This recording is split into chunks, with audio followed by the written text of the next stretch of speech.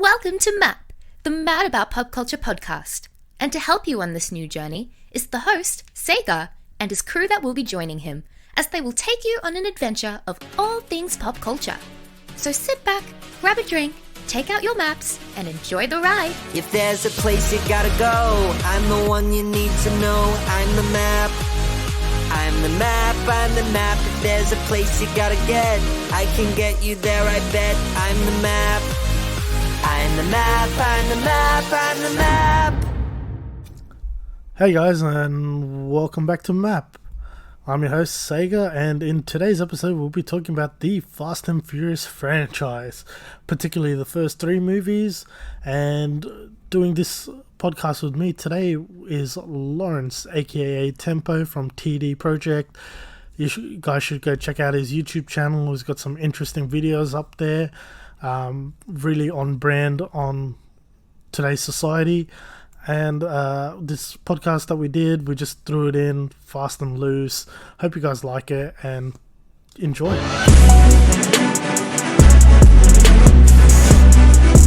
I'm going on an adventure! So this is a thing now. Or yeah, mate. It's official, man. An apple. Man, I don't have mad backgrounds like you guys. Can you just edit me a background from there? We're not going to be using video anyway, so. Oh, but I'm gonna know. I'll tell. How about this? Hold on. There you go. I'll have no background. No, that's trippy. You should put the other background back on because I got used to it.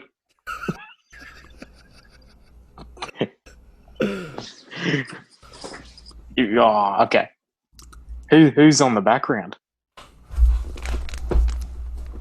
Yeah. So we got me, Josh. You're at the end, and then Michael. Oh, Michael. Oh, that's who it is. Yeah, you're wondering who the fourth person was. Yeah. I haven't seen that guy in yonks. Oh yeah, oh, you're right. Yeah. Man. Oh yeah. Okay. What are we gonna talk about? Has this thing started yet? Yeah, it's recording. Oh yeah. Yeah. Oh yeah. Man, this is too much effort for me. This is why I'm not bothered with being on the social medias, because like if you ever check out my videos, it's all done in one take, man. No mixing, no editing. Every video is a single take. It's the easiest way I could do it. You know, I've started doing that as well. Like, basically, like the first step, I was like cutting all the gaps and everything. But now I'm just like, forget it. I'll just sync it up and let it play. Whatever's on there, it's on there. I'm not editing. I'll just edit the voice a little bit so it sounds a little bit more clear. But besides that, I don't bother. From time to time, people tell me that my videos, like the editing is so mad, like it's so seamless, and then I'm like, there's no editing, it's one take. That's I what don't it stop is. talking from start to finish. Yeah. It just goes on and on and on and on. Just like in real life. Yeah. Just ramble on. Yeah. So, Yeah, but speaking of Fast and Furious, yep. because we're going to save this for Josh, Yep. I'm just going to throw out there that when we do have this Fast and Furious three-way conversation, Josh is going to almost instantly crack a joke about how the 10th movie is going to be called Fast 10 Your Seatbelts. And they're going to space. Yeah, but they're going to space in number 9. Yeah, This I know. one. Yeah. Dude, But I'm calling it now. He's going to crack that joke. Fast 10 Your Seatbelts. We have to okay. remember this for that conversation. Okay. Let's talk about the trailer then. The trailer for Fast 9 so far. Which trailer? The Super Bowl one. Did you see it? The one that I sent on the. I was meant to. Chat. I haven't seen it yet. Oh, watch it. Oh, do you want to Like watch right it now? now? Yeah, I'll watch it. Hold on. Or do you want to go for the 4-minute one? Let's just watch the original movie. The Fast and Furious one. Okay, apparently this is the trailer. Okay, hold on. Give me a second. Okay. What? Oh my god. Wow. Yep. Okay, so where do we go from there? Where do we go from there? Jesus. Oh my god. What were we talking about?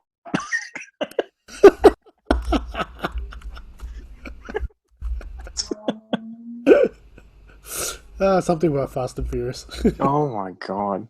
But like, okay. So So are we just going into this or we're saving it? let's go into 9, the trailer. Yeah. No, on top of that, Josh hasn't seen all of them. I'm just gonna message him quickly. Wait, Josh hasn't... Okay, can you find out which ones he has seen? Yeah, I'm just gonna find out right now. As if we're saving this conversation for him. He hasn't seen all of them. Which Fast Stuff. and Furious? Stuff this guy. Because I have so much to talk about the franchise as a collective, and he hasn't seen all of them? Man. Nah. I've seen all of them like so many times. It's not fun. Yeah. Like, I've literally seen, because they're on Netflix as well. So like, Yeah, I don't know if they're still on there, but I think they are.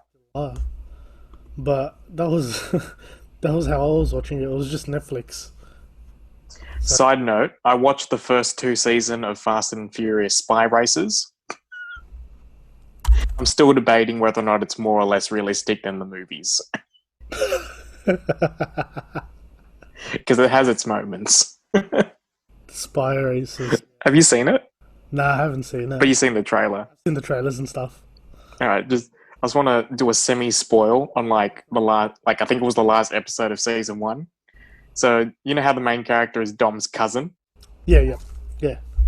He somehow gets his car onto like the top floor of this building, and like the building's about to collapse. So he decides he's going to jump the car out of the building, and he's like, well, if Dom can do it, I can do it too.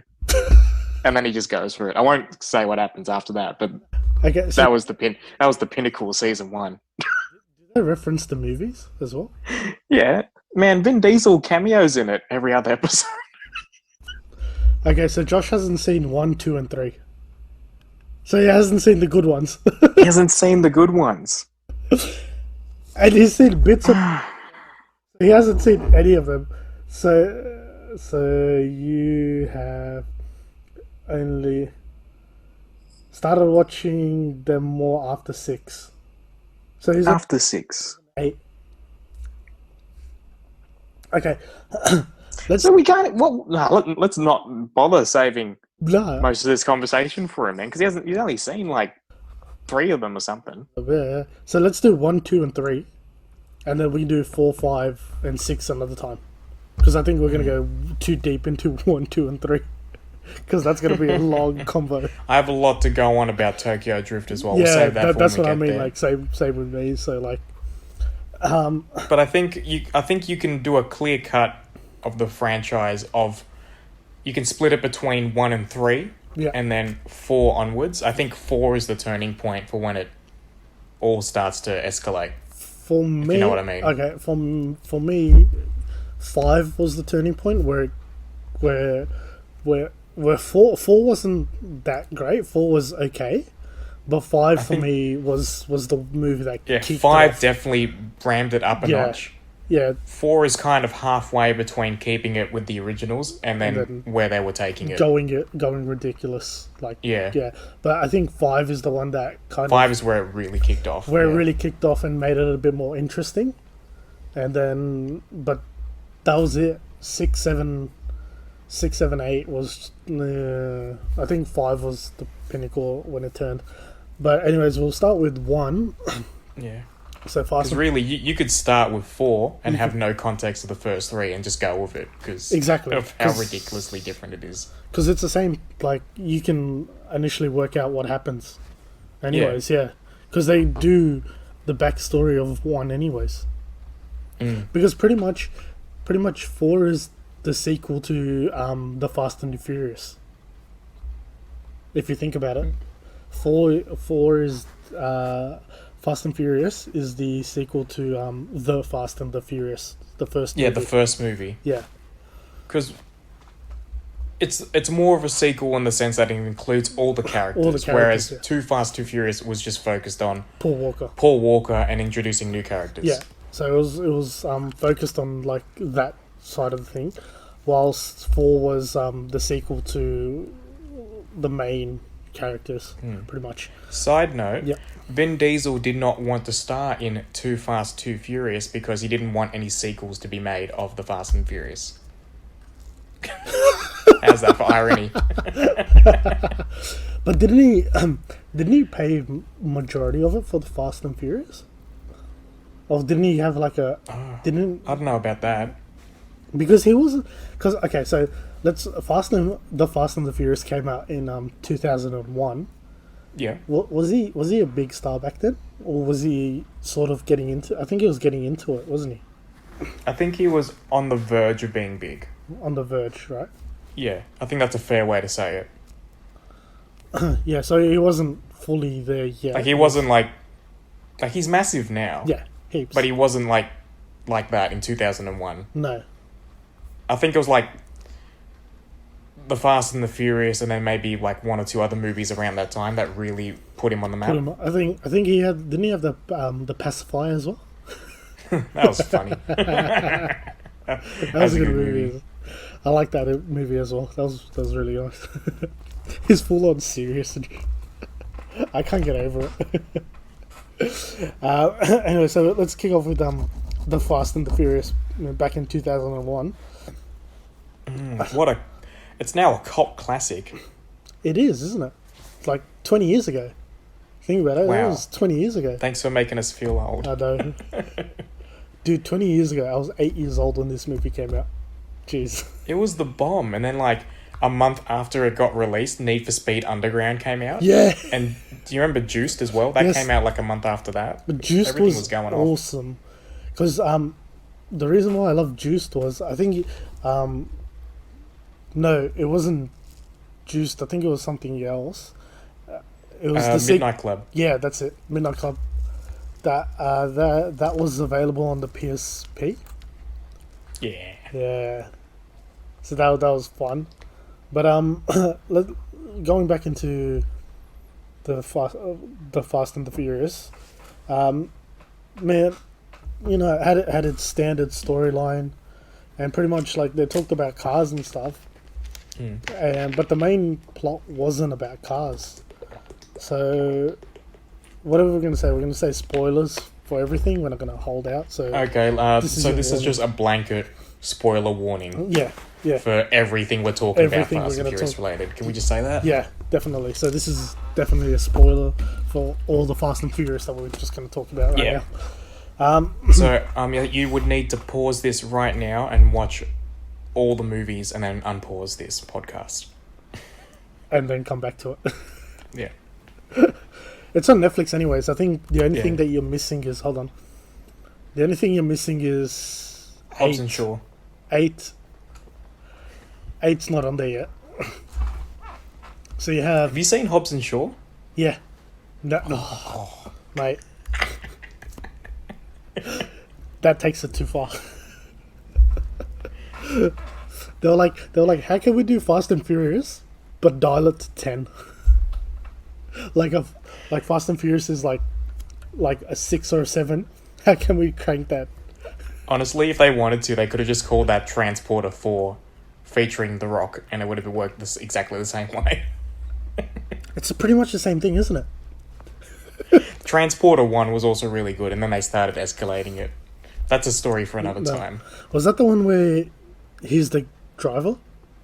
That's all he is. He calls himself a transporter. He just transports stuff. Yeah, that's No questions asked. That's the one. Number one's the one where he's like, where he's a driver and they rob a bank or something, and they're like, he's like, oh, you're one over. I calculated this many people.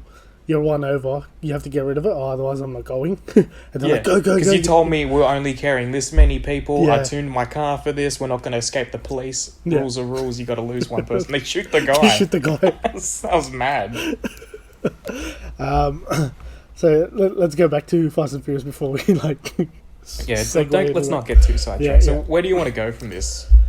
So we're talking about the first movie. We're talking about the first movie, like basically for me, what my experience. Let's go for experience, then story, and then how it changed, All right. it changed car movies from there, pretty much. So for me, the experience was crazy. It was you could say it was the first of its kind to do what it did. Yeah, definitely. With that kind of car culture. Yeah, like, and I think it's still the only franchise that does it. The only movies that does have that car culture. Because if you look at any other one, if you look at all the other movies made, the only thing closest to it was probably Need for Speed, but let's not go there. Because that was Need for Speed was good for what it was. Of a movie based on a racing video game. Yeah. But which video game did they choose? We don't know. Need for Speed as a whole. Yeah, I mean, but like which one? We don't know. They didn't take any storyline or anything from there. Yeah, now with this one, man, the concept was a lot of people didn't realize that the storyline was based on in selling DVD players and stuff. A lot of people thought the storyline was about the cars. Oh yeah, for sure. The storyline was the heist. The heist, yeah. I guess you could call it that. But I think there was a huge focus on the cars, more so than in the movies now. Yeah. So they were focused more sort of on the cars more than they were on the actual doing a heist, stealing and selling it on the black market, pretty much. Then they introduced the car racing component to it. And it was pretty much like you've got all these different cars in this movie, and people just go nuts over it. Like, I think till this day, if you ask anyone what their favorite Fast and Furious car is, they'll give you the two options. I think it'll be Paul Walker's Skyline in Too Fast and Furious, and the Supra, the orange Supra. Oh yeah, if we're going, those would be up there. Maybe closely behind that would be Dom's Charger. Yeah, but those are your main cars. Those are your main cars, pretty much. Like, if you look everywhere, like if you type up like Fast and Furious, like decal and all that stuff, it just comes up with like the Paul Walker Skyline and the Supra, pretty much. And then, but then you have like Brian, who's played by Paul Walker, as a cop, being an undercover agent and basically trying to get in with Dom and seeing if he's the guy that's doing the operation and stuff, or it's someone else, stealing and all that stuff. So it pretty much was on the borderline of sort of like a car movie / a detective, like sort of like a heist / criminal movie. Yeah. Would you say the first one? Oh yeah, for sure. Yeah, because definitely works out. Like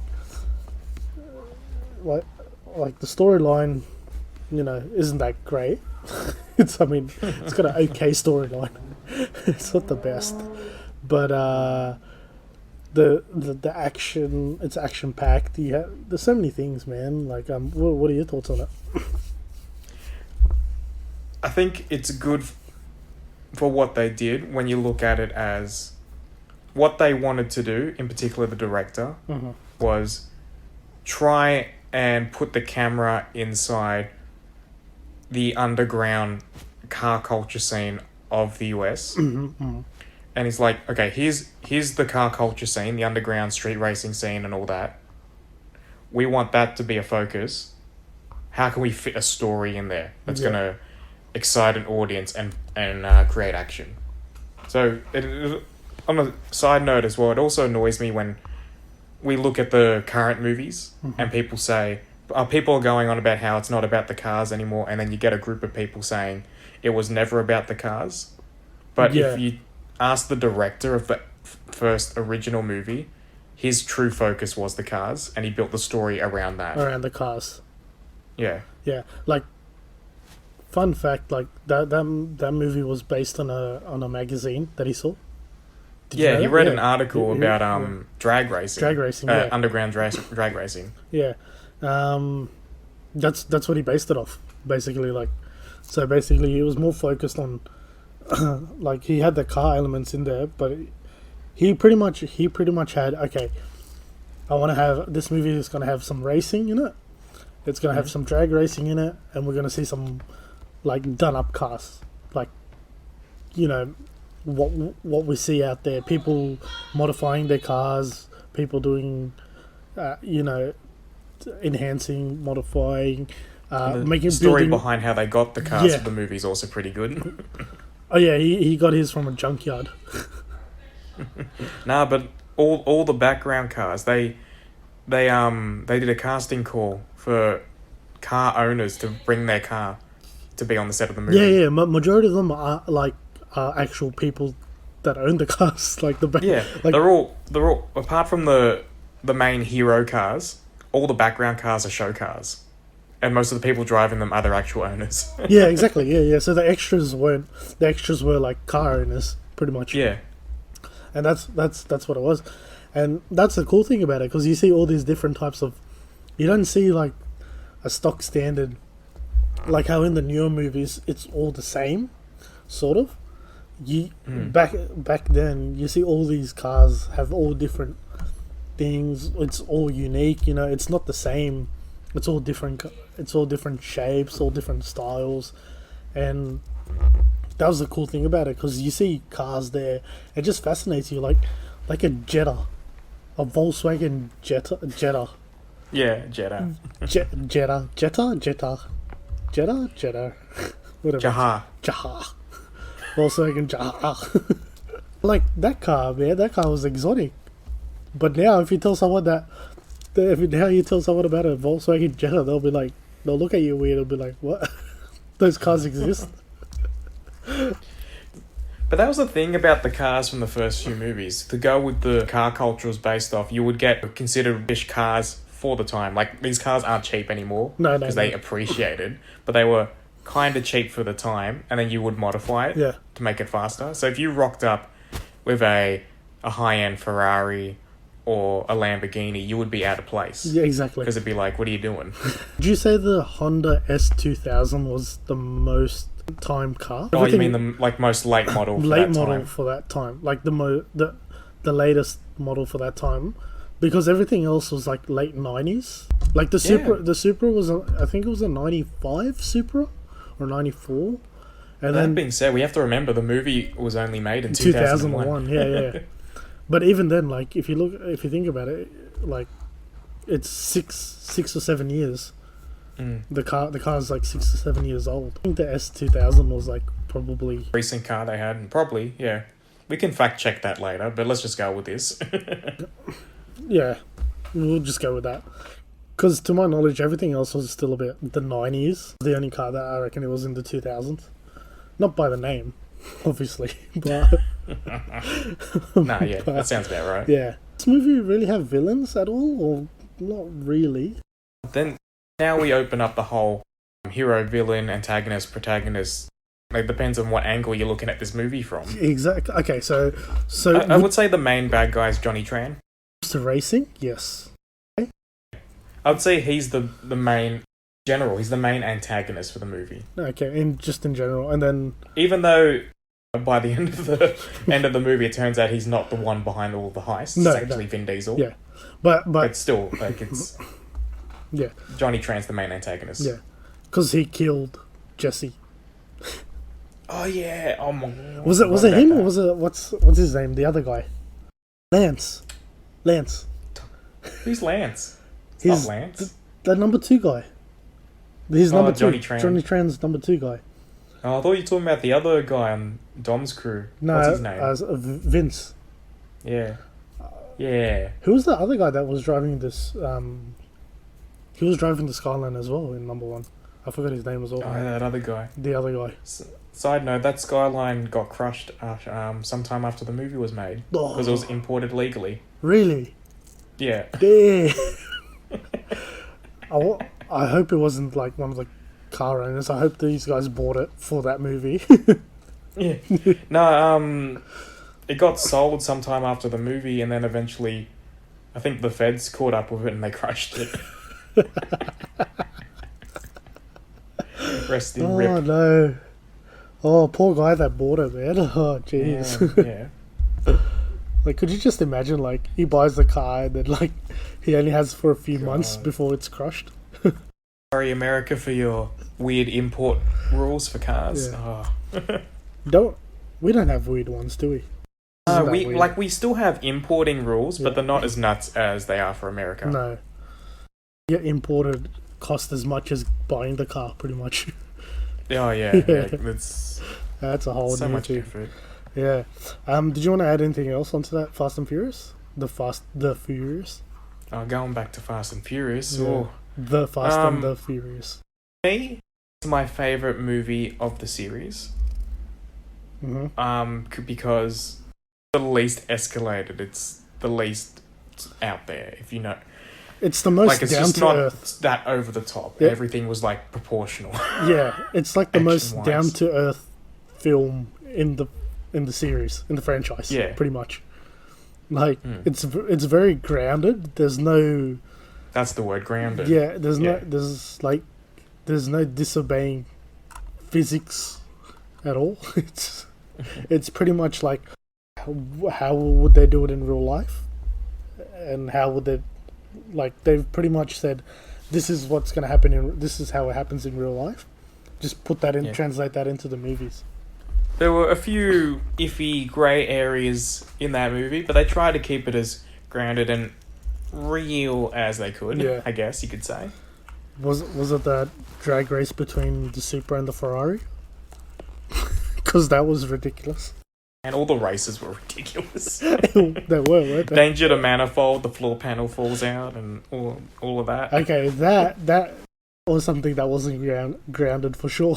Because that is so dangerous in real life as well. But so, like, I want to look at the movie in the comparison to the rest of the franchise. Mhm. Take any later movie.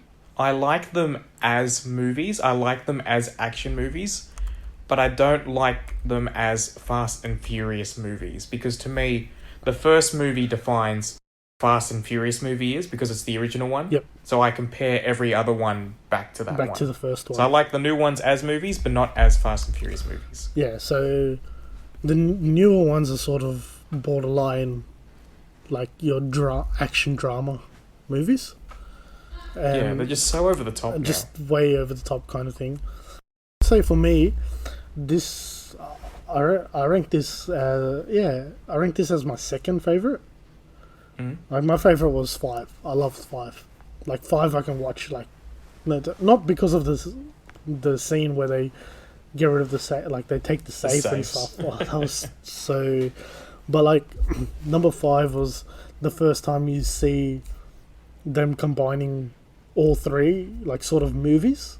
Like, you sort of combined the Fast and the Furious, the cast of the Fast and the Furious, the cast of Too Fast, Too Furious, and just Han from Tokyo Drift. Yeah. Pretty much. That was the first time you see them all combined together. It's a good tie-in for all of the aspects. Pretty much. That would have been my favorite. But the Fast and Furious is definitely a number 2, second favorite for me, because obviously it just kicked it off, and just, man, if you don't get excited by watching it, then man, seriously. I think for a lot of people, that movie is the thing that triggered passion for cars. Oh, 100%.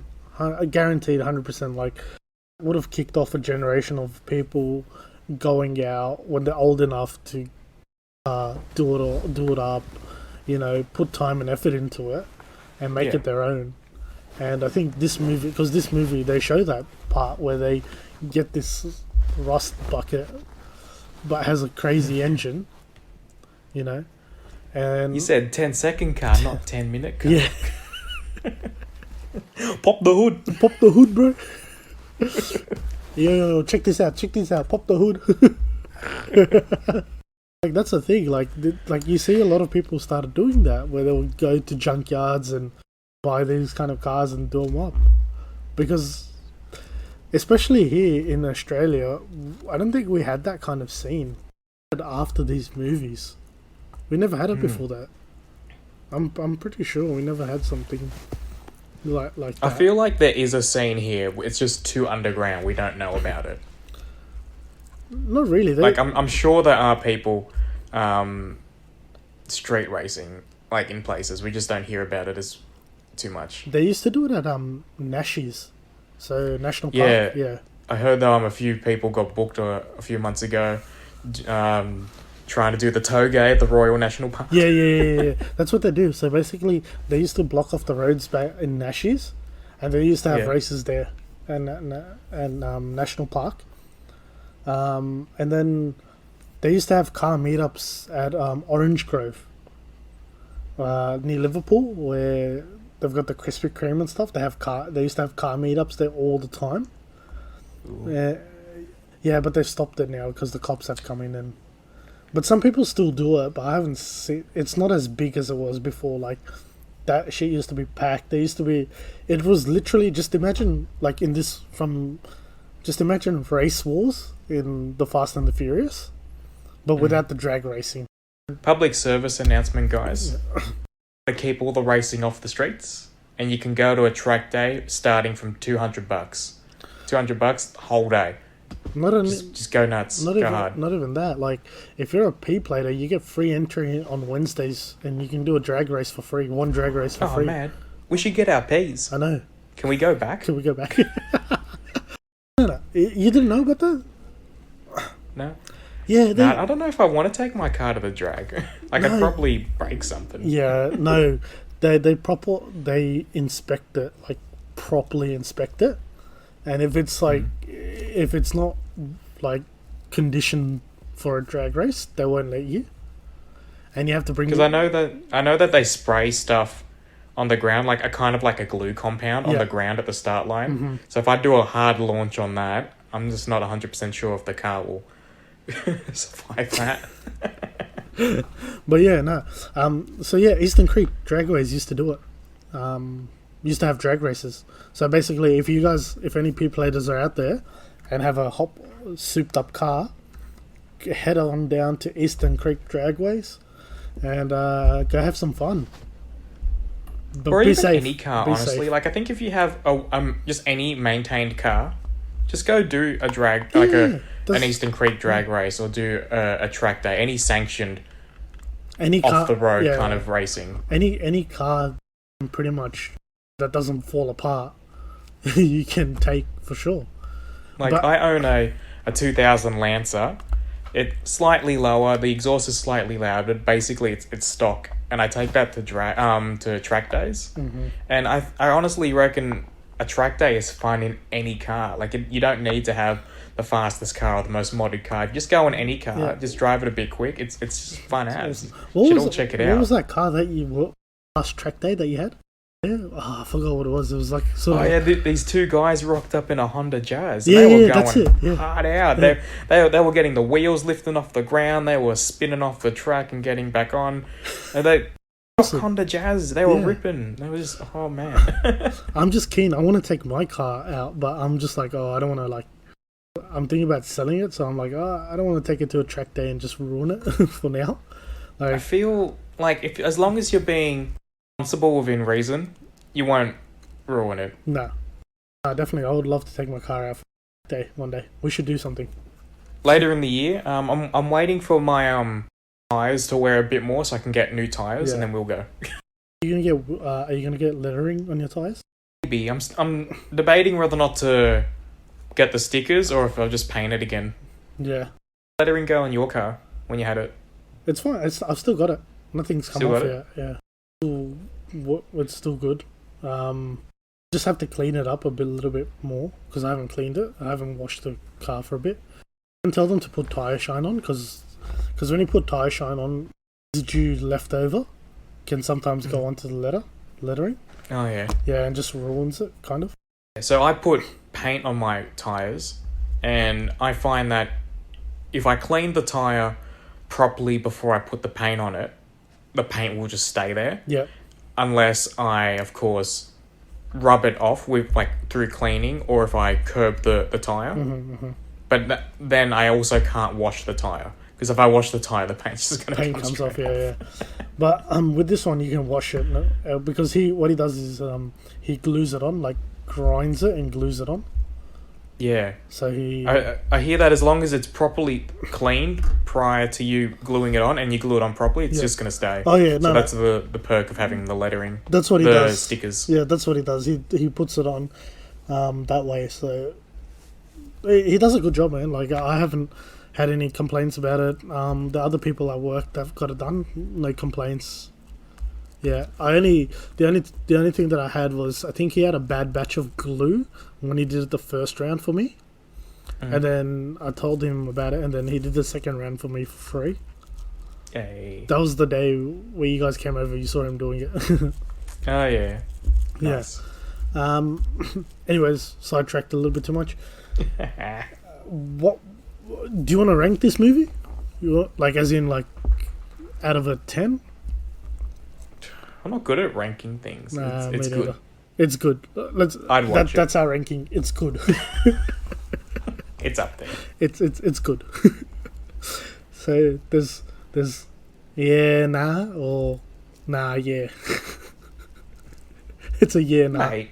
Nah, it's a good one. It's a good movie. Look, Yeah. if you like cars and you somehow have not seen this movie, just watch it. Just watch it. Oh, unless you, if you're not a fan of cars, Yep. and you love the new Fast and Furious movies, don't watch this movie. don't watch this one because you won't like it at all. Yeah, Well, unless you're Josh and don't know anything about it. So this is Shout a out to movie for the Josh. car enthusiasts, not for the action movie enthusiasts. if you like The Rock, you're not gonna like this movie because he's not in it. Dwayne The Rock Johnson. Mate. Guy got jacked up for that movie. He actually didn't. He was jacked up for another movie. He's always been huge. Every movie he's in, He gets bigger. since the 2000s, he's just gotten progressively bigger. Yeah, exactly. Okay, let's skip to Too Fast, Too Furious, the sequel. Sort of sequel.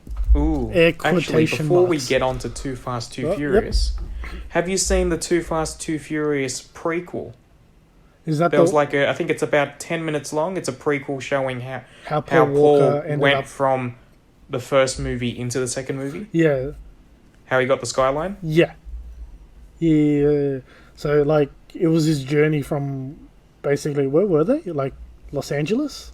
Yeah, Los Angeles, and he makes his way all the way to Miami, pretty much. Yeah, so if anyone hasn't heard of this, Yeah. it's probably on YouTube. There's it's 10-15 minutes long. It starts with Paul Walker's character after he lets Vin Diesel escape with his Supra, how he then legs it because the cops are now after him because he let a criminal go. Yep. He then travels across America, eventually picks up his skyline, then he eventually ends up in... What city are they in Too Fast, Too Furious? Miami. Miami? Yeah. Yeah, and he ends up there. So it's a pretty good video. I recommend it. Did it have a title? I'm just thinking. It does have a title. It's like... Look it up, mate. Yeah, I'm looking it up now. I thought it did have It's a title. Turbocharged Prequel. Yeah. Because I know number 4 had a prequel. Prequel, or is it a... I have to watch that. Yeah, it's Explain how Paul Walker joined the FBI, because it always bothered me that they never mentioned him joining the FBI in the fourth movie. No.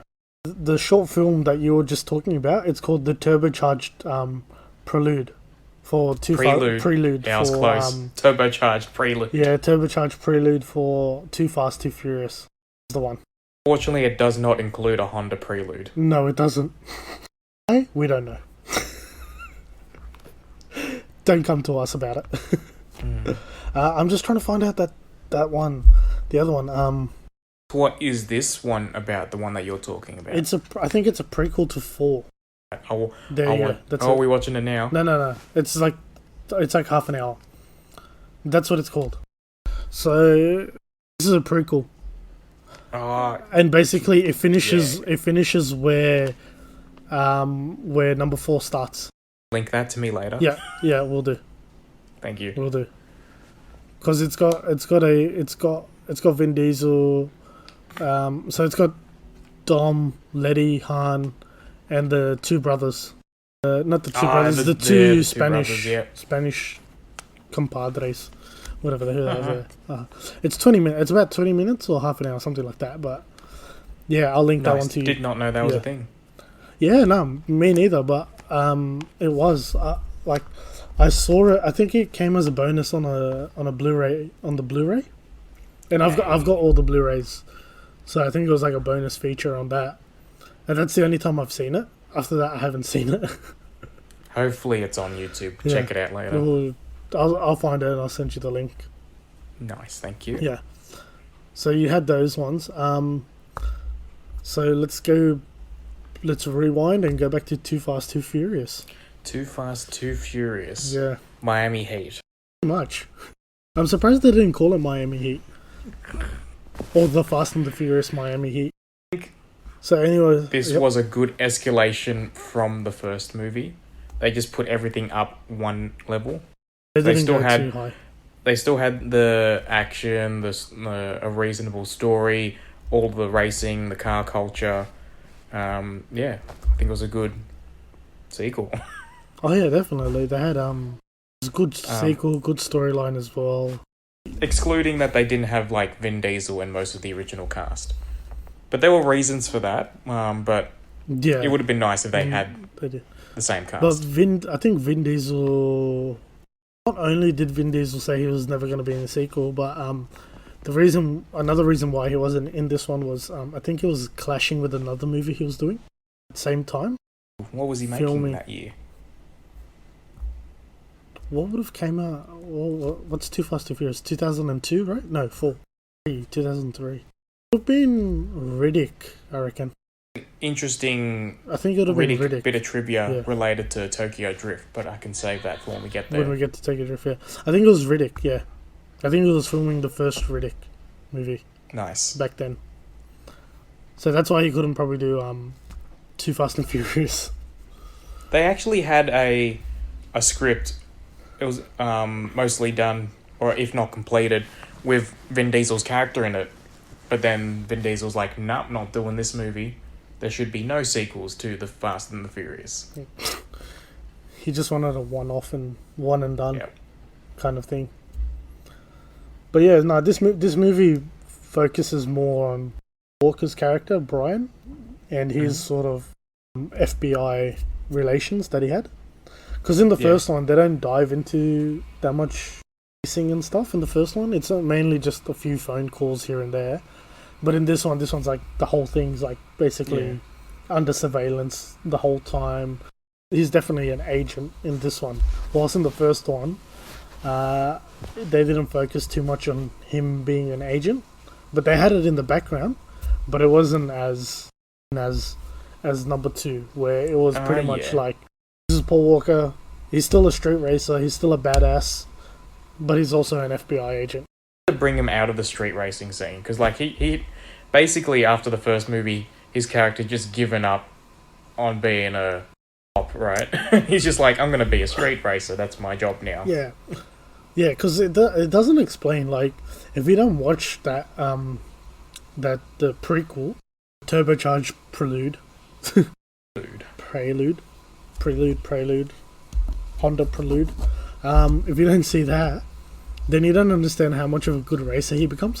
Yeah, in that short movie, he's like got a heap of race wins in there. Yeah, that's what I mean. Like, it's basically, he goes from a guy that could barely race, like just learning to race, kind of like not as experienced, to like this guy where everyone's like shit scared and they're like, oh nah, we're not gonna race tonight because he's racing. You know, the reaction that you get from what's her name, Suki, that Asian chick, where they're like, do you have your fourth? Or like, nah, and then he calls him up and he races over. See her, she's like, ah shit. She knew she wasn't gonna win, so Nah. yeah, nah. He's got a GTR. No. My question is, did he refuel before the race? Because if you see it, he's like, it feels like he's on like the other side of the town. You know what I He mean? would have used all his fuel getting to the race. That's what I mean, you know? Like, did he like refuel when he got there? No, see, I have this theory, right? That Unlimited the faster fuel. you drive, the less fuel you use because you get to your destination sooner. Then later. So you don't have enough time for the fuel to be used. It doesn't burn as much. Yeah. That makes sense, right? The faster you drive, the quicker you get to your destination, the less fuel you use. Because you need other things as well. It's not just fuel. Alright, see? Guys, I know things. Yeah. Welcome to Lawrence's Engineering 101. You know, I actually have a Master's of Teaching. I'm qualified to teach people stuff.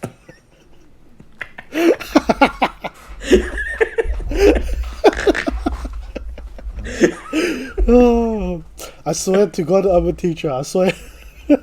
I swear, like the government, I'm government approved and everything. Look. That's a story for another time. Oh my God. I swear to God, bro. Yeah. But still, I felt like it was on like the other side. Like literally, it was like it took him like almost like half an hour to get there. I got a little anecdote for you. So you know how I skipped the podcast last week because I entered a go-kart race? Yeah. Okay, so they recommend refueling the go-kart halfway during the race because the tank is not... You don't have enough fuel to finish the whole race in one go, right? Yeah. So me and my team were like, everyone's fueling up at about the 1.5 hour mark. Let's see if we could push it to 2 hours so I could get A little bit a extra, longer run out of it. Decided there were three of us doing pits roughly every half hour. Yeah.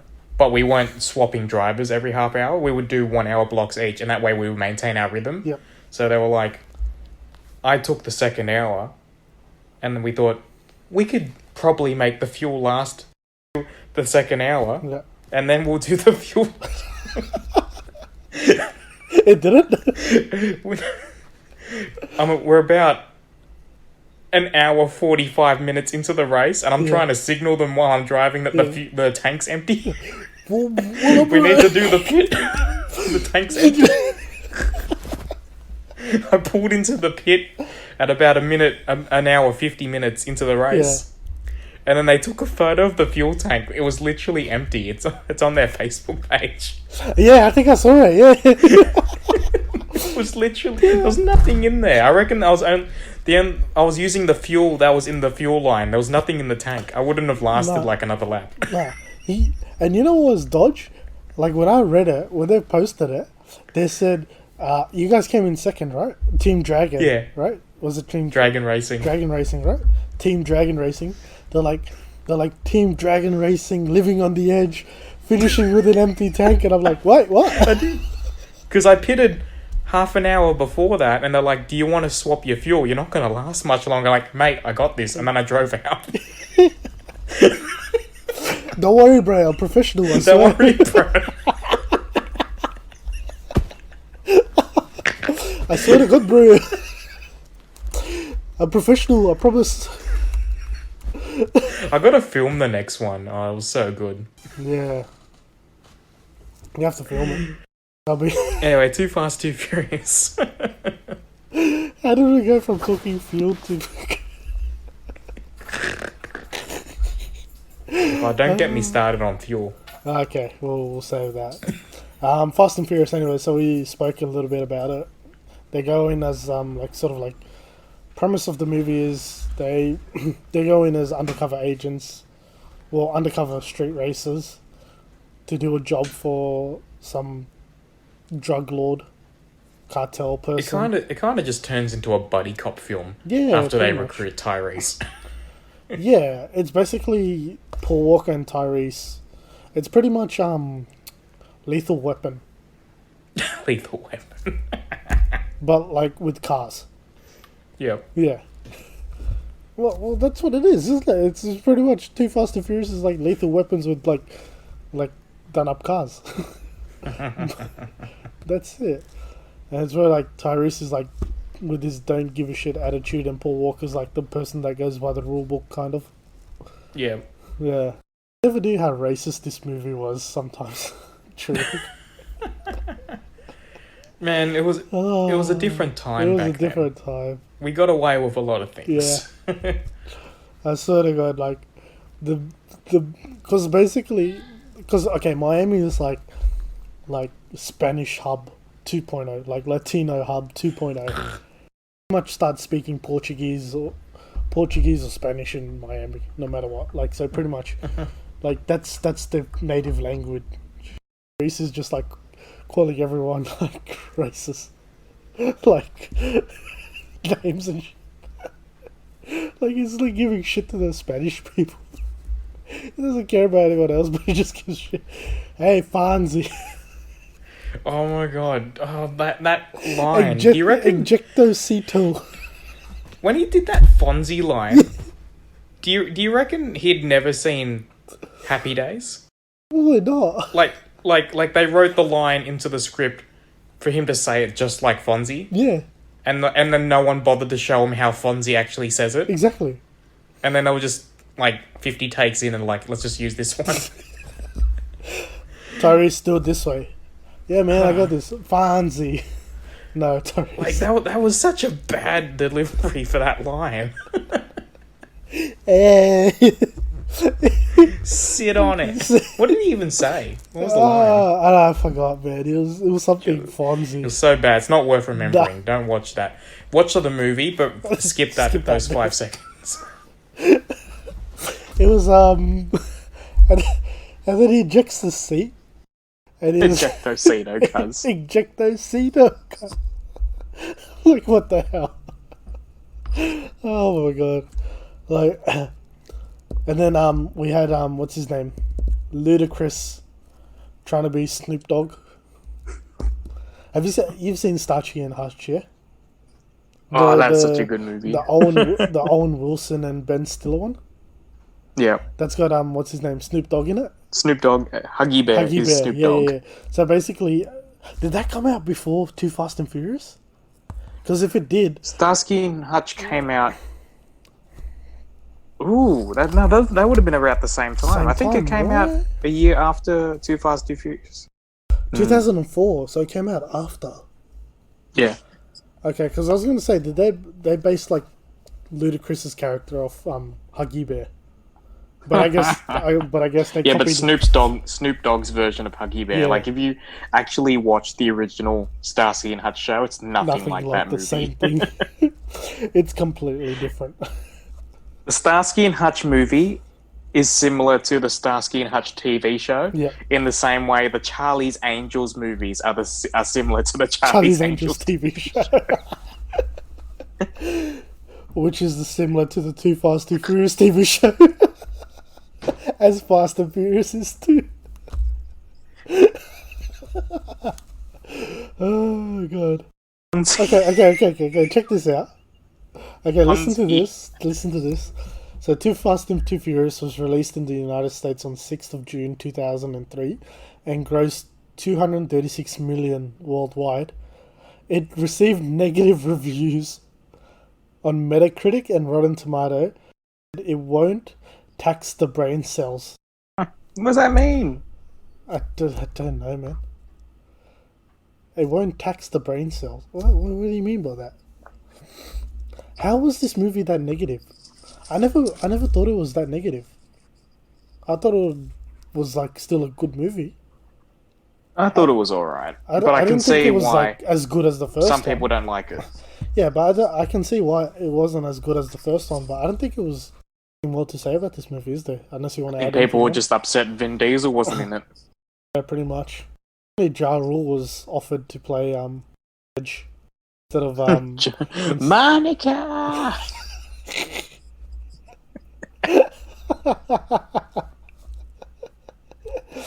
Could you imagine if Ja Rule Bring played him it? back. Hello. Do something, Ja Rule. One of the highlights for me, one of the Yeah. later movies, was they got a cameo from Hector. Go. You remember Hector from the first movie? Oh, My name's Hector. Yeah. I have a last name too, but I can't pronounce Pronounce it. it, yeah. He's like, hey, Brian, what can you do for me? Which one does he show up in? He shows up in 4, right? What? He shows up in like 7 or something. Does he? Yeah. It's so random. He shows up in one of them. But I love this quote. Okay, so Ja Rule was offered 500,000 for the role, which is more than he had been paid to appear in the Fast and the Furious. Mm. Because he was in that movie as well. Yeah, he was in the drag race. Yeah. He drives the Honda Integra in the first drag the race. first one. And he's the one where he's Monica. He's the one where he's like, if you win, Monica! if you win, you get me. It's like if you finish, you get me. If you win, you get her as well. Monica! Hey, Monica, you didn't win. Oh.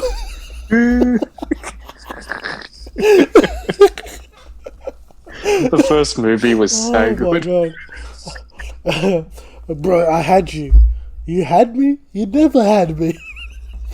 You didn't have your car. You don't have your car now. But anyway, so he got paid more. He got paid 15,000 for the Fast and the Furious. He was getting offered Wow. 500,000. But according to Singleton, and a quote, Ja Rule got too big for himself and turned it down. He turned down $500,000. He was acting like he was too big to be in the sequel. He wouldn't return calls. What's wrong with this guy? Monica! Monica. Oh my god. Oh, you disappeared. Okay. I don't think there's anything else to say about this movie, is there? Unless you want to add anything else on.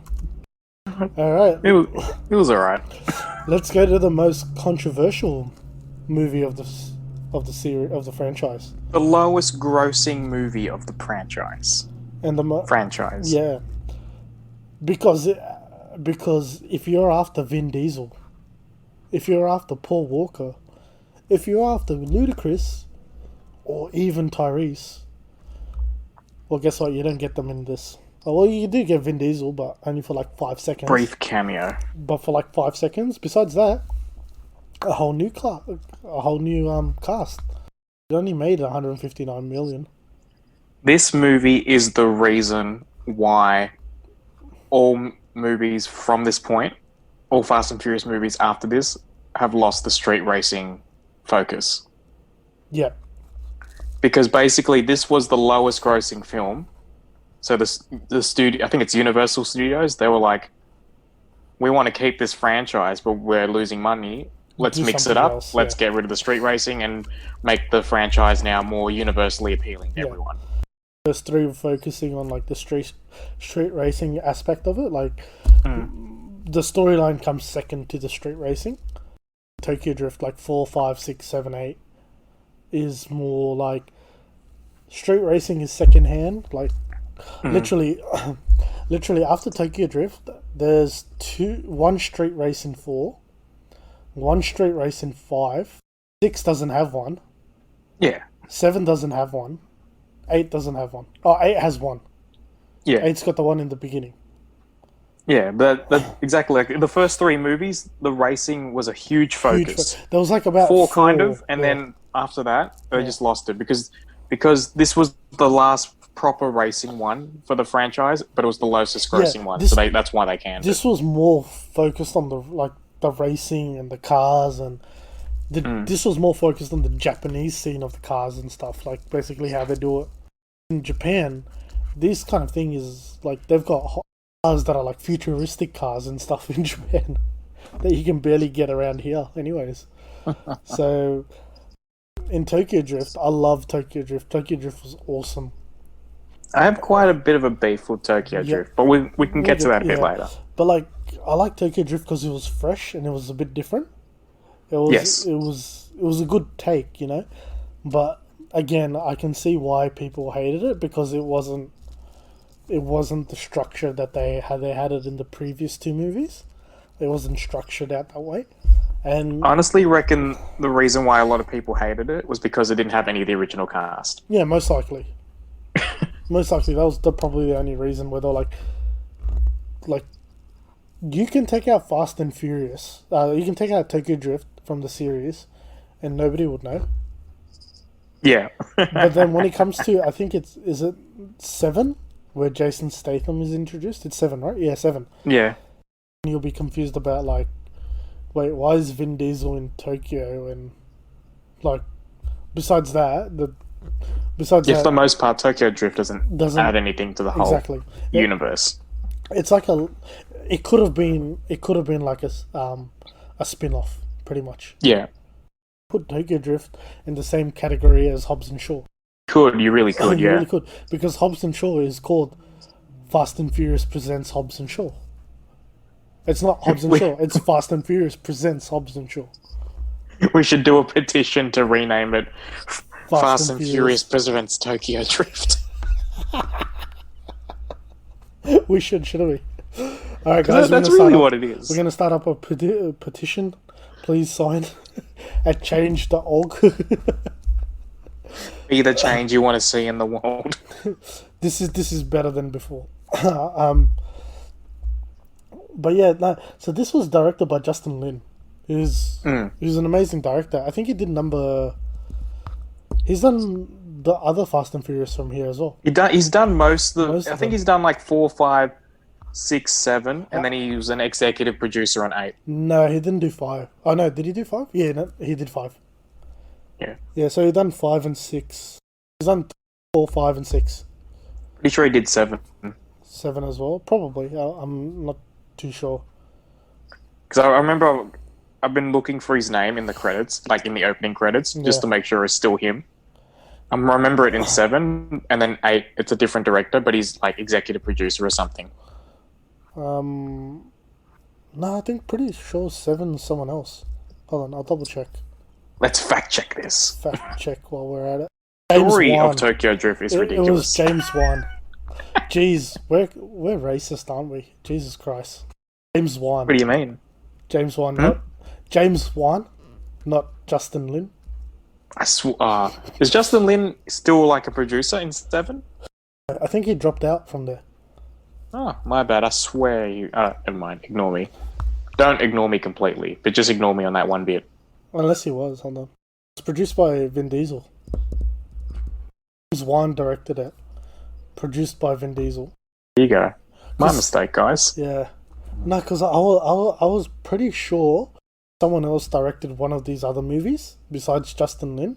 So I thought that someone else directed number 5. But number 5 was Justin Lin.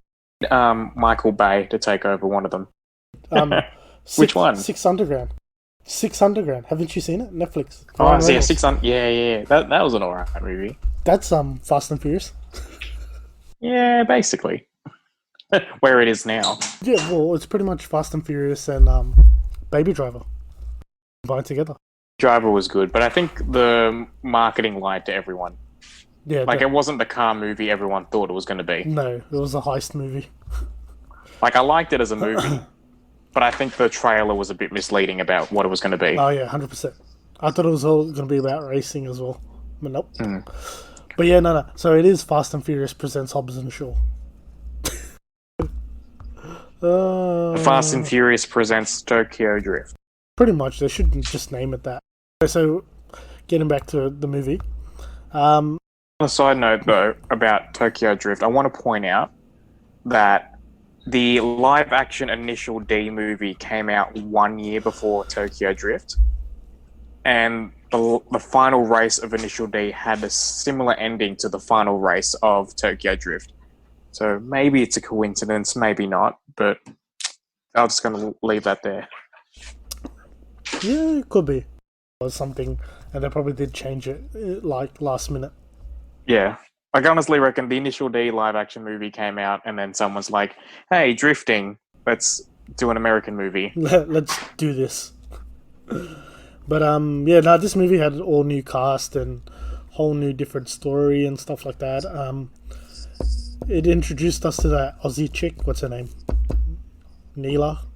Is she Aussie? Yeah, she's Aussie. Nah. Yeah. What? No. Okay. She's Aussie. I'm pretty sure. Well, Yeah. well, there you go. She was born here in Sydney. She went to North Sydney Girls. There you go. Yeah.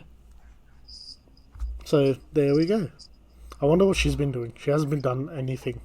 Okay, literally, she's just done Fast and Tokyo Drift and The Vampire Diaries. That's it. Yeah, and she was in that music video for Bruno Earth or whatever his name is.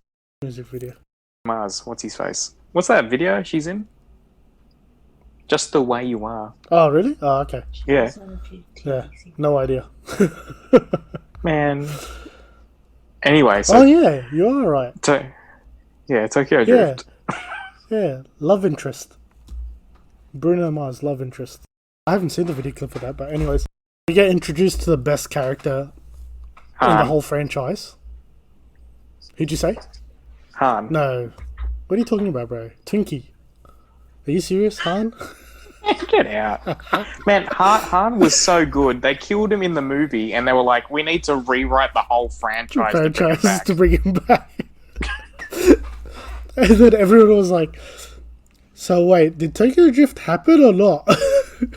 It was pretty much like, did it actually happen or they not? killed him in Tokyo Drift, and they were like, everyone loves this guy. Let's write him into the future movies without considering where we're going with this.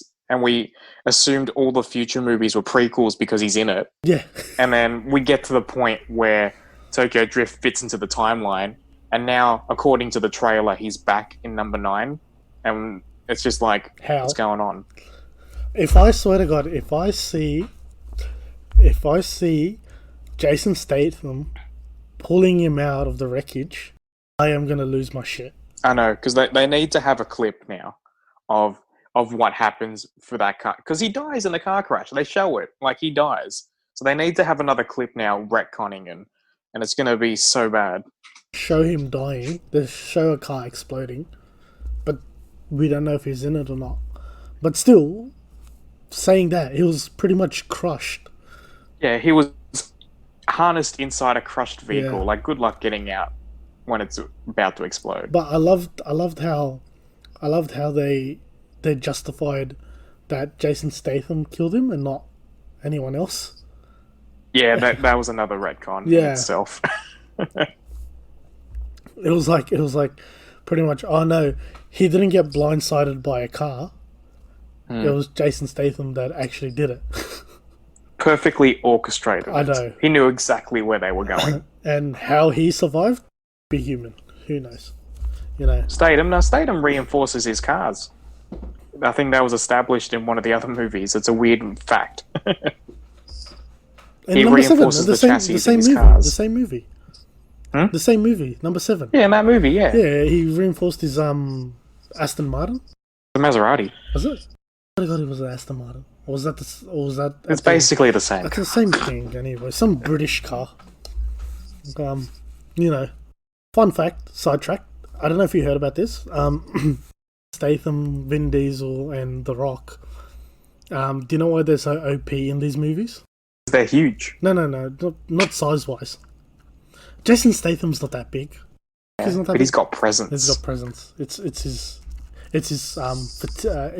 physique. No, they've got in their contract where it's like the heroes can't be beaten by the bad guys. Like literally, they can't be punched more than the bad guys. It's in their contracts. It's in their That's so mad. So if you look at Hobbs and Shaw, you can't have the heroes take as much damage as the bad guy. That's an interesting piece of information. So like if you look at just have a look. And in number 5, he had The Rock take nothing. Nothing happened to him. the fight between him and Vin Diesel, they were evenly matched. There was no Yeah. winner. In number 6 as well. In number 6, they send that guy into hospital by crashing a plane, and Vin Diesel survives that like fiery car crash kind of thing. Number 7, the fight between Jason Statham and Vin Diesel on top of the roof. That was evenly matched. Yeah. In number 8, same thing.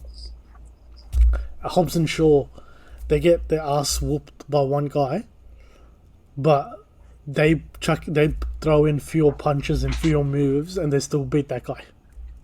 Because through the power of friendship, they win. Yeah, no, it's because Contract. it's in their contract, and plus they teamed up. So it was a 2 against 1 situation where one person punches and the other person kicks, kind of thing. Yeah, Drift. Loved it. Good movie. Love the cars. It was pretty funny as well. I think it opened up a lot of people to the concept of drifting. Yeah, 100%, definitely. Because I feel like if it wasn't for Tokyo Drift, your only way into drifting was Need for Speed Underground, or if you knew about Initial D. Yeah, which is a very small sample group. If you think Like, I loved Initial D, but I didn't know about it then, so I only knew of drifting through playing Need for Speed Underground. Yeah, but even then, like, if you look at it, like, how many people play those games compared to how many people watch the movie, kind of thing. Mm-hmm. Yeah, so like, so drifting was a concept then, and then why is he stealing? He's got enough money, because if you look at it, Tokyo Drift technically took place after, like, all after 5, where they become rich. Yeah, so Hans should be, like, super rich in this movie. Yeah. That's probably why he's like, I don't know, you kid. Here, drive my S15 for no reason and crash it. It's okay, I'm loaded. He's an Evo. You crashed my Nissan Silvia? Have an Evo. Have an Evo. Like, who is this guy? Oh, you crashed the Evo? Sorry, the Evo got taken? Here, let me help you fit my Silvia engine into your Mustang. Into your bus. And make I've got it sound, all the money in the world. And make it sound like a Mustang as well. How? Who knows? Movie magic. The power of movie.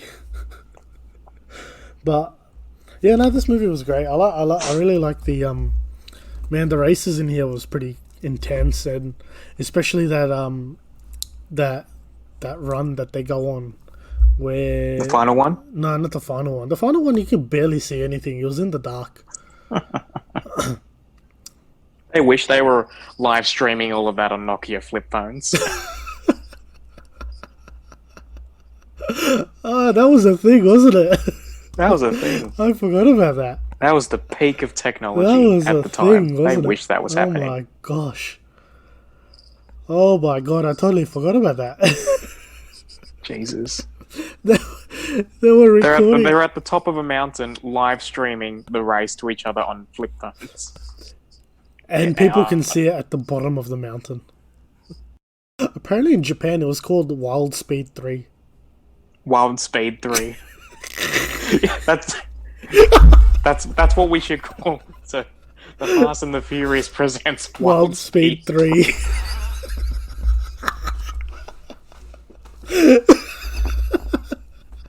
So much better. That sounds so much better than Tokyo Drift. Do you reckon the Fast and Furious franchise has a Japanese dub? Bro, good question. That'd be so mad. Let me find out for you right now. Yeah, so while you're looking that up, I'll explain to you the main issue I had with Tokyo Drift, right? So, from a movie standpoint, I like it.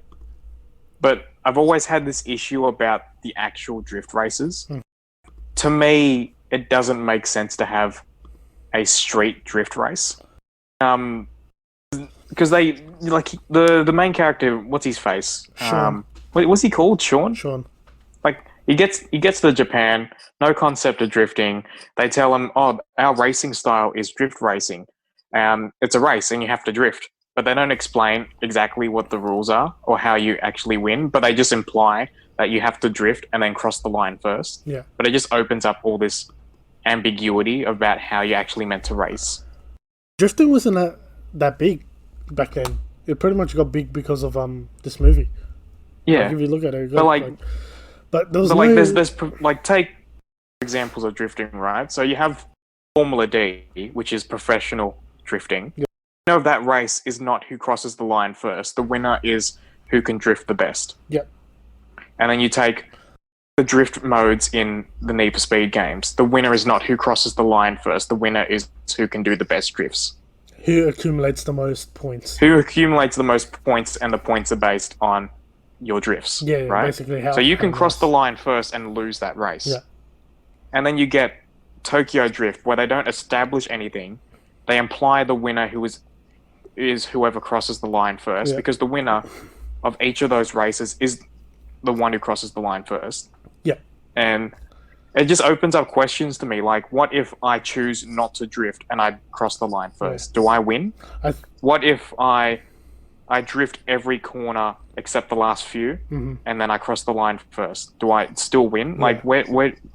Do you see what I'm getting at? Yeah, They don't definitely. explain what a drift race is, and I feel like you can't really have a street drift race because it's too subjective. Yeah, I think this was more like they just put it. I think it was more like circuit racing with the drift element included into it. Because if you look at it, all the racing that you see on this, it's just tight corners, so you can't turn without drifting, and pretty much like those pretty much those circuits were pretty based on like. It was probably just like a circuit race. Not a circuit race, like a sprint race. And first onto the line wins kind of thing. And to win that race, there's tight corners and you just have to drift those tight corners. Like you have to turn the Oh, for car sure. and Like, stuff I get that. drifting is a faster way to take some corners Yeah. in some circumstances, Yeah. but I feel like a lot of the shots that they showed in the movie, it would have been faster if they did not drift through those yeah. corners. But I think that's what they were going, like, sort of they were going for, like the concept of, okay, this is what drifting is in this concept. Like in this movie, drifting is basically turning corners and not nothing else. It's just basically about turning corners in style. And Like, there's no, there you go. There's no points or there's nothing.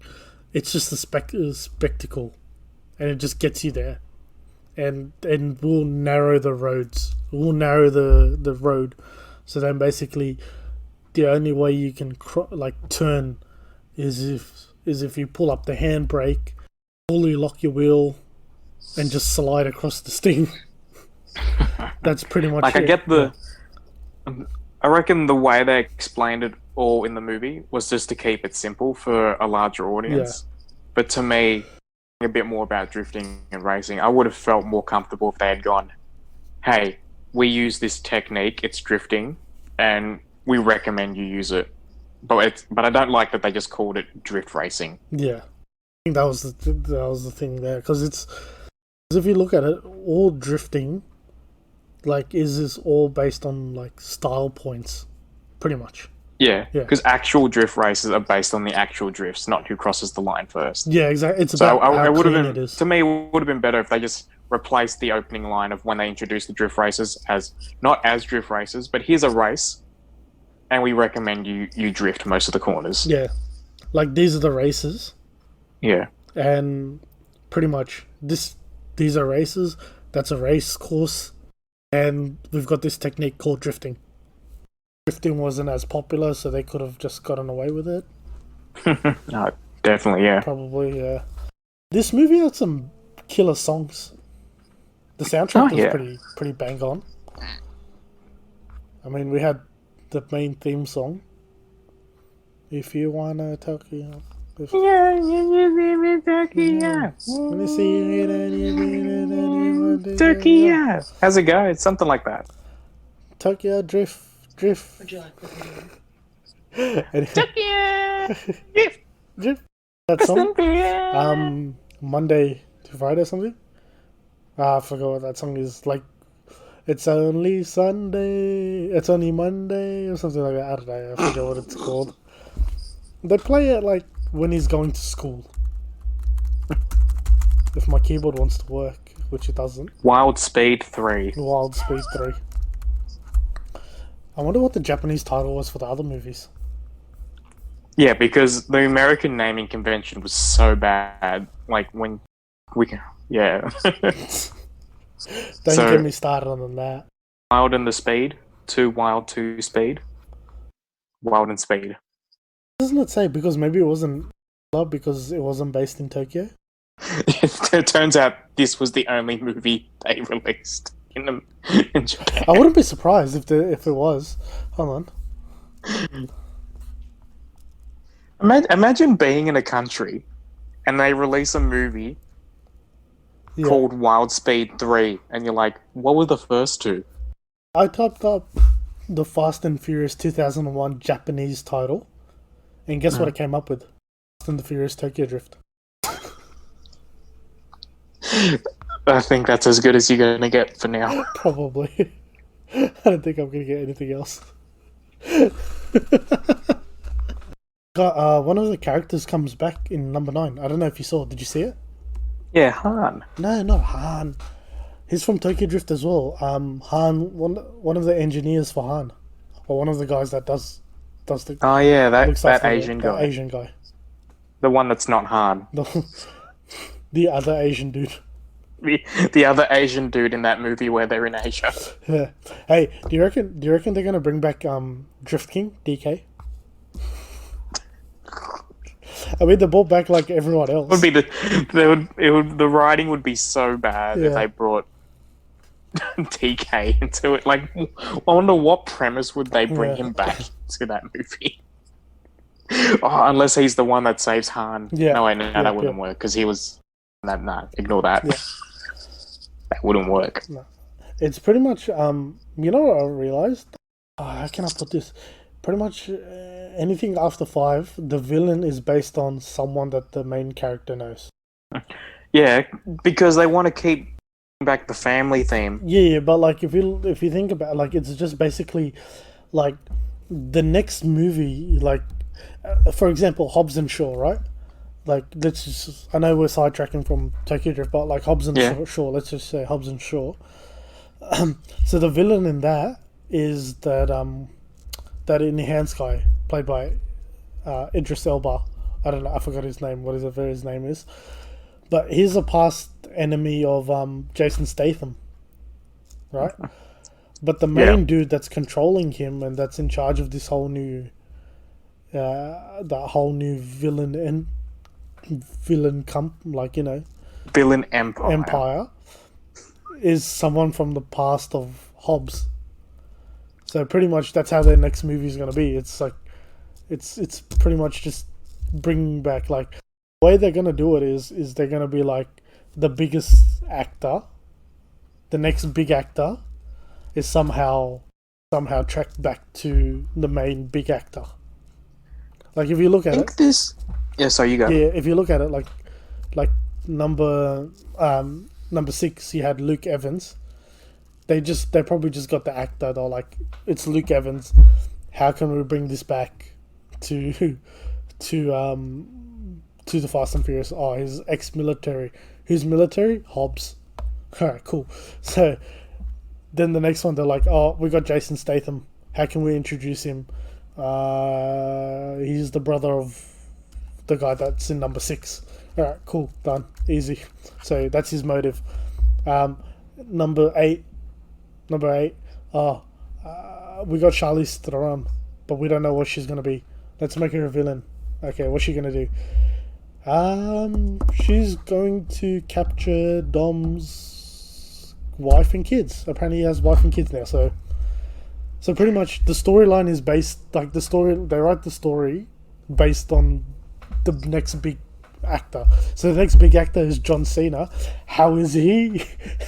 How's he the villain? Oh, he's related to Dom. That's how he's the villain. I think this is a problem / trend that is occurring with like all modern movie franchises. And I think it stems from the Marvel Cinematic Universe. So hear me out. Oh yeah, no, The Marvel 100%. Cinematic Universe, right, was the first massive large attempt at linking all these different movies into a single cinematic universe, right? From there, basically every other movie franchise, is trying to make a universe in itself. So now we go back to the Fast and Furious. Every time they write in a bad guy now, they need to find a way to link it back to someone else to make it seem like, oh, this is how this all fits into our universe. They don't focus on writing a good character for the sake of being a good character. They write it as, oh, this guy is linked to this guy through the past in off-screen circumstances, which when we mention them, it retcons this and it kind of doesn't make sense in this context. Mhm. But hey, we're trying to make our universe bigger. Yeah. With the Marvel franchise, it's completely different. Like they've got their own sidetrack. But with the Fast and Furious one, get a known actor, like a big name actor, Yeah. and put him in a movie. In these movies, how are we gonna justify him being in these movies? Okay, cool. We'll make him someone from the past of one of the other characters. Pretty much. He's Dom's brother, who we've never heard about for the Exactly. previous 8 That's movies. what I mean. Like John Cena, or like just make him Dom's brother. That's how it's connected. Or the Charlize Theron version was, those bad guys back in number 7. Yeah, she was kind of behind it, and also she knows about you and your kid, so relate it back to that. Have you watched the James Bond franchise? I mean, the Daniel Craig James Bonds? Not all of it. I've seen most of them. Have you seen Spectre? I think it's Spectre, where they introduce the main bad guy. That's Can I after give you a Quantum slight Sol- spoiler alert? Yeah, A slight spoiler if you you just haven't have to seen that refresh movie. me. I think I've seen Spectre. I think that's the latest one that just came out, right? I think so. I think that's the most recent one most that hasn't recent come, one, like right? that Yeah. it came out. Yeah. It was like, he's the big bad guy, and then they tried to write him in a way that he orchestrated every single bad thing that happened to James Bond in all the previous movies. It's what? Why would you try to tie him to everything? It doesn't make sense for half of it. Yeah, they do that with Mission Impossible as well. I'm not up to date on the Mission Possibles because they won't put them on the streaming services. They're on Actually, most of Netflix. them are, except for the one that I need to watch. Fallout, Ghost Protocol, The last one I've seen is Ghost Protocol. What's the one after that? Fallout, I think. Fallout is not on any of the streaming services, but everyone after Fallout is on there. And I don't want to watch them until I've seen Fallout. Outrageous. Why would you not have that one movie? They don't have. I don't think they got Rogue Nation as well. They got all of them except one. It's Yeah. either Fallout or Rogue Nation. No, Fallout's the latest one. The one is after Ghost Protocol, and that's the one I haven't Rogue seen. Nation. Yeah. Just do the world a favor and upload it already. Netflix. It's not on Netflix anymore. Never. Possible is on here. It's not on here anymore. It's not on Netflix anymore. Spewing. Mission unaccomplished. Yeah. Do you want to just wrap up the Fast and Furious and then we can talk about other things? Yeah. Yeah. From 4 to 9, we'll save that with Josh. I think Even though he's only seen like 2 of them, but he's still a fan somehow. I think 4, 5, and 6. Well, 4 and 5 will do, and then 6, 7, and 8 we'll do with Josh because that's the only ones that. 7 and 8 we'll do with Josh. So 4, 5, and 6 we'll do, and then 7 and 8 we'll do with Josh because that's the only one that he's seen. Right.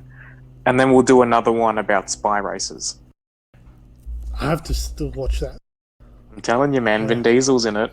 Legit, in one episode, he rocks up just to get his cousin out of trouble, and he's like, no one messes with my family. La Familia. It is such a stupid, weird, funny show. Have you seen the Bambi trailer? Like with the rock in it? That's so good. No, as if that's not a legit thing. Knock, knock, bitch.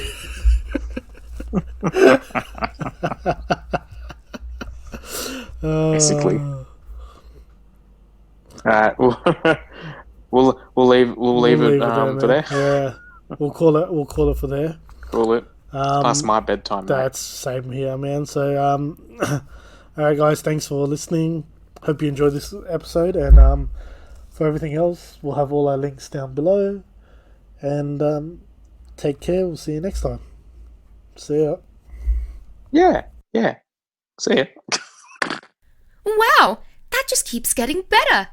So join us today on the Mad About Pop Culture podcast Episodes come out weekly, and you can find us on Apple Podcast, Google Podcast, Spotify, or wherever you download or stream your podcast from. Did you know you can also give us a like and review in the app? This will really help out the show. Take care and goodbye, and we will see you on the map. Okay, bye-bye now.